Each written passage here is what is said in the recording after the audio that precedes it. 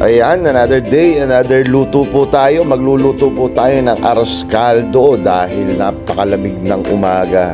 Ayan, sisimulan natin ang pagluluto. Isalang na natin yung ating kasirola sa kalan at lagyan natin ng mantika. Inuna natin yung atsuete, yan yung pampakulay na ginamit natin, hindi yung food color.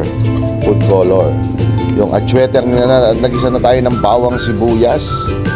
Ayan, at ginisa na natin syempre yung ating chicken. Mag-arroz caldo, manok ang ating ipagigisa.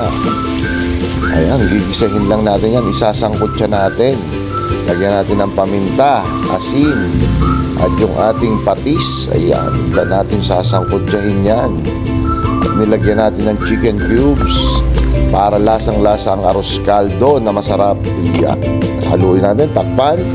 Makalipas ang ilang minuto, ayan, kumbaga sangkot siya na yung ating manok at nangangamoy na.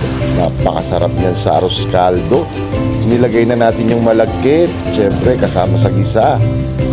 Ayan, gigisa natin, yan yung masarap sa arroz caldo. At ilalagay na natin yung tubig, syempre kayo na bahala. Ayan, 1 litro yung ating nilagay at ayan, kulong-kulo na. Inilagay natin yung itlog, syempre ang magkukumpleto sa arroz caldo. At ayan, kita nyo naman, medyo luto na. Iniiga na lang natin yung malagkit. Ayan, pero busa na siya, kaya lang gusto ko yun lumalapot sa sabaw. Ayan, at ayan, makalipas din ng ilang minuto, okay na. Kita nyo naman, malapot-lapot na yung ating arroz caldo. At ayan, luto na.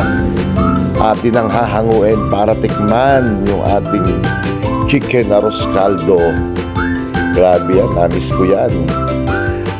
Pospas kung tawagin sa Tagalog. Yan, napakasarap nito. Tikman na natin. Lagyan natin muna ng bawang, syempre. Yung bawang na masarap. At yung kalamansi, ayan.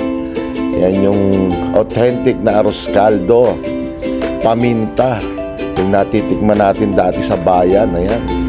Bayan ng Binyan.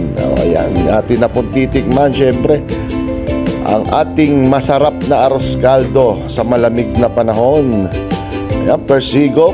Uy, grabe, sarap. Ayan po, maraming salamat po.